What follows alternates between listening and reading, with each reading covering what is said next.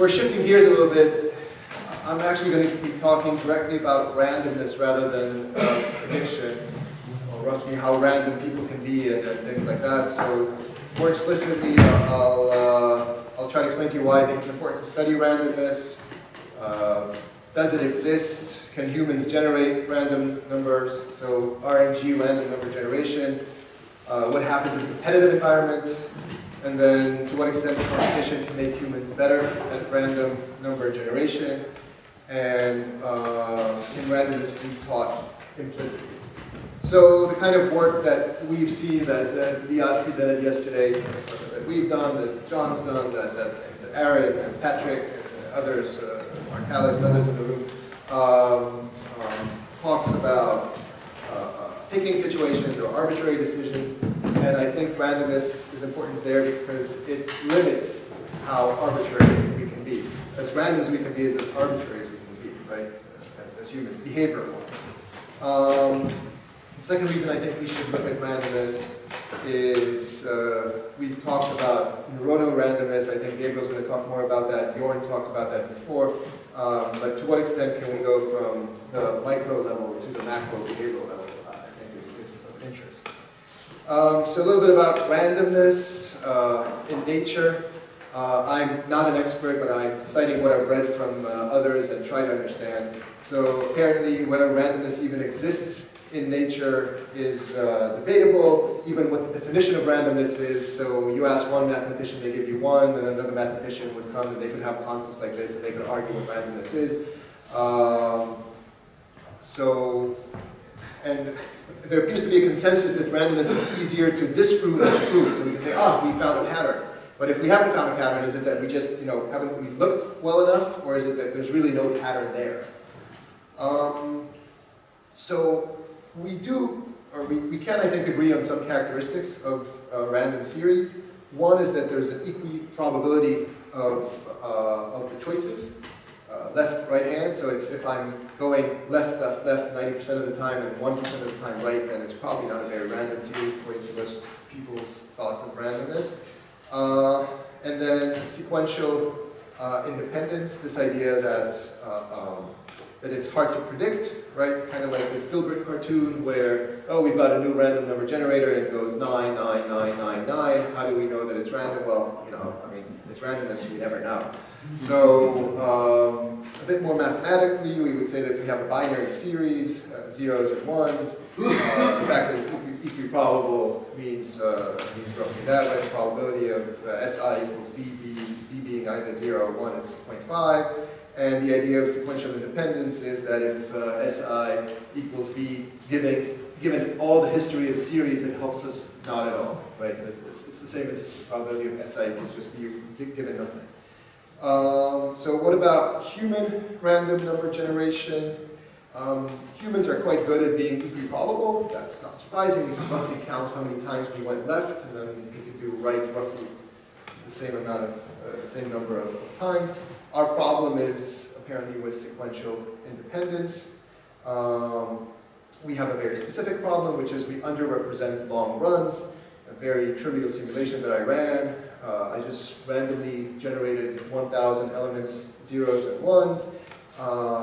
This is what you get as the histogram. And at some point along the series, I had 0, 1, 1, 1, 1, 1, 1, 1, 1, 1, 1, 1, 1, 1, 0. People never do that. It's like, no, this can't be. It has to be a 0 somewhere in the middle. But no, this is random number. Well, at least according to MATLAB, random number generation.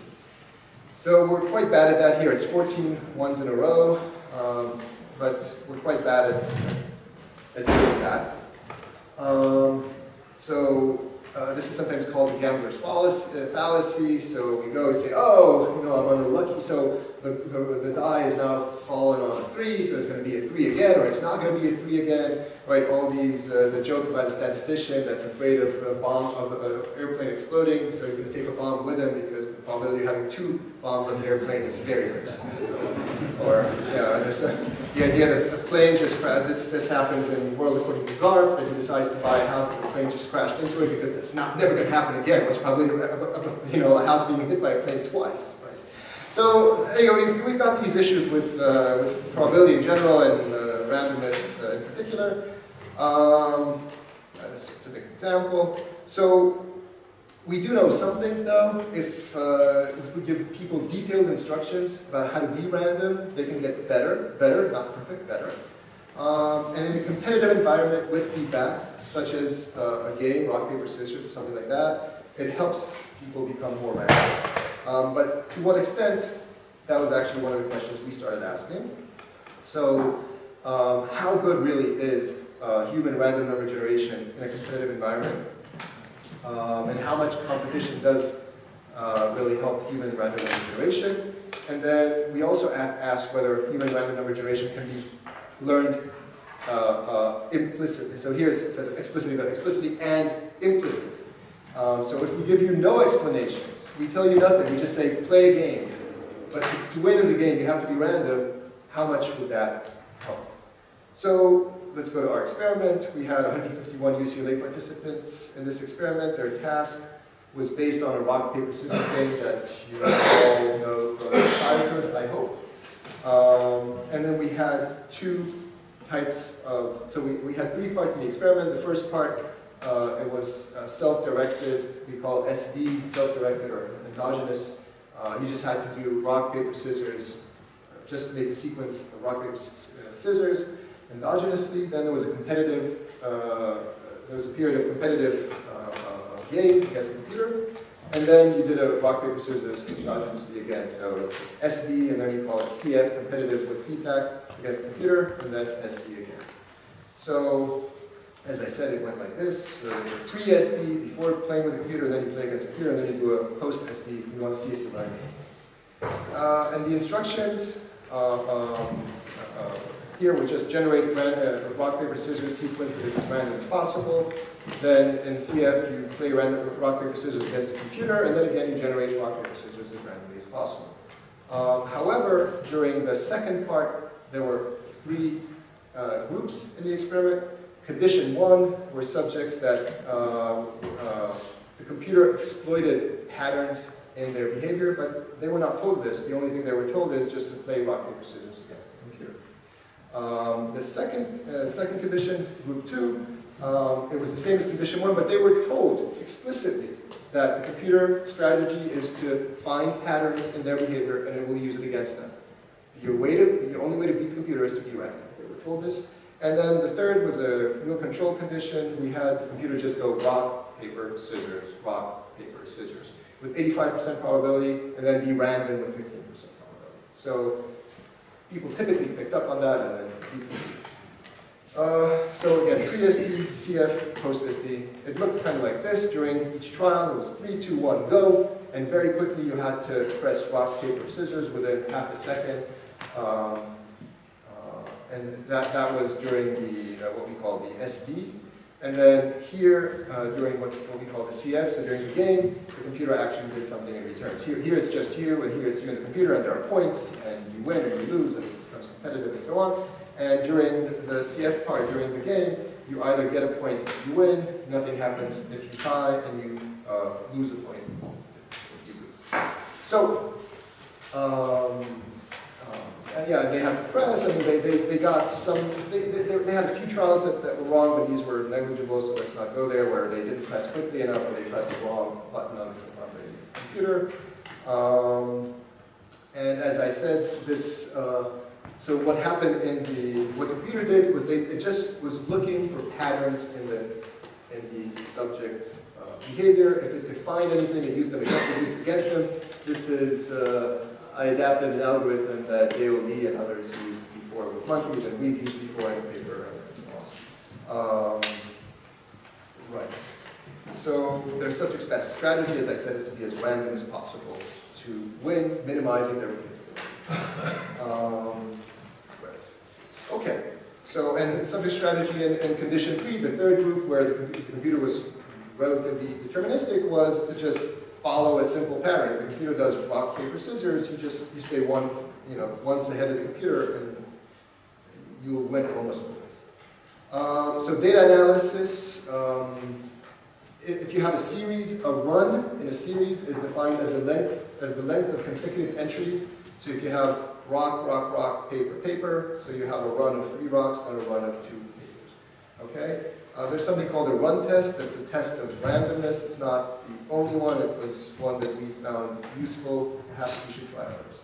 But that's the test that we've used to test for randomness. Actually, so it has this z-score, and the higher the z-score, the more deterministic it is. Okay, so I mean, it's this usual H null. Okay.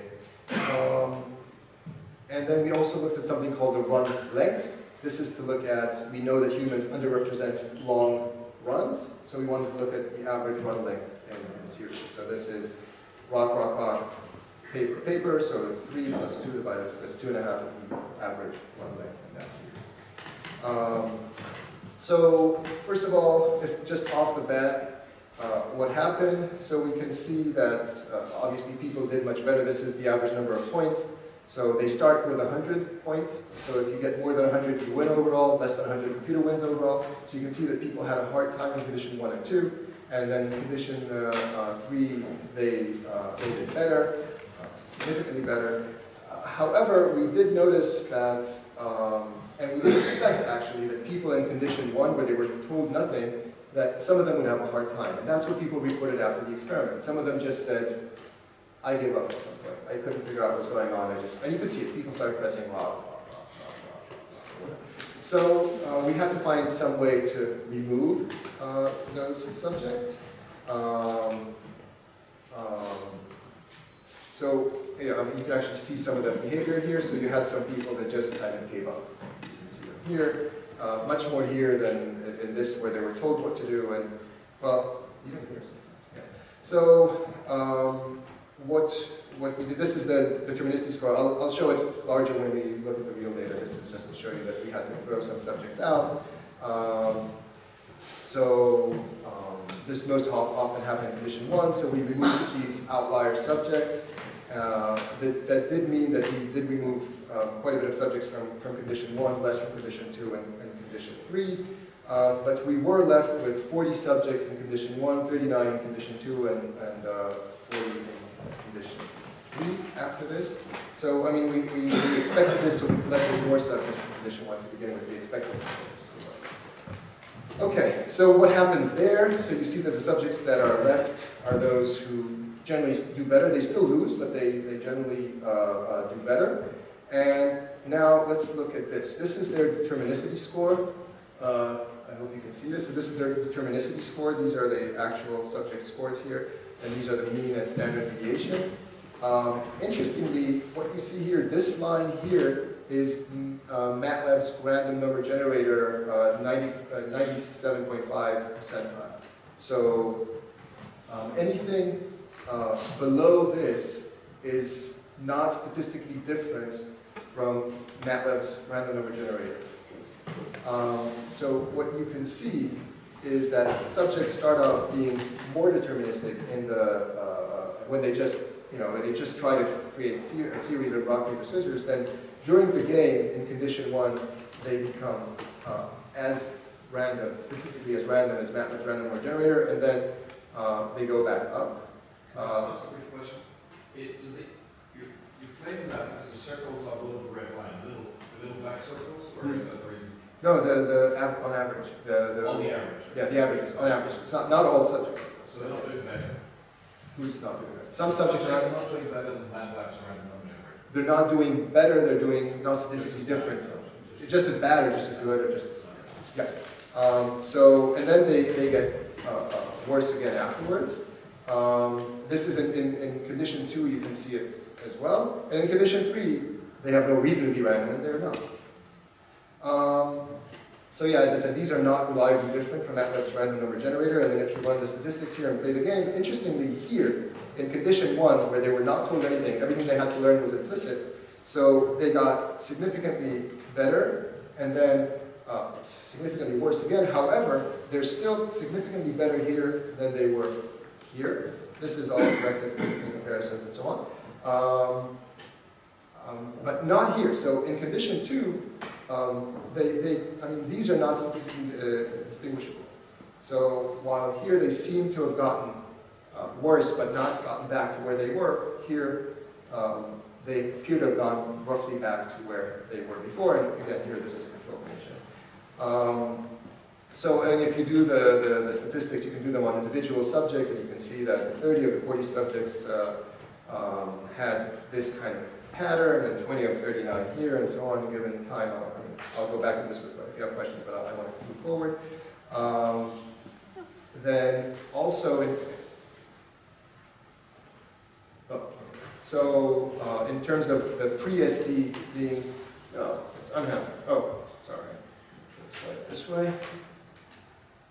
It'll find it at some point. So if we look at the pre-SD, the before versus the after, we can see, now you can't see too, that 27 out of 40 subjects were better. So the pre-SD was less than the post-SD and so on. So the kind of behavior that we see here is also roughly seen on single subjects. Single subject here. The thing is, if I started connecting all the points here, this graph would be, it's going to be very difficult to see. Now, one thing we were interested about is the question of the run length, right? Because we know that humans are bad at representing long series, so to what extent does the run length help us understand how better or worse people are at being random? So we can see the same type of behavior with run length. So people, so here, anything above the line is like the run length of MATLAB's random number generator. To the extent that that's very important, I'm not sure.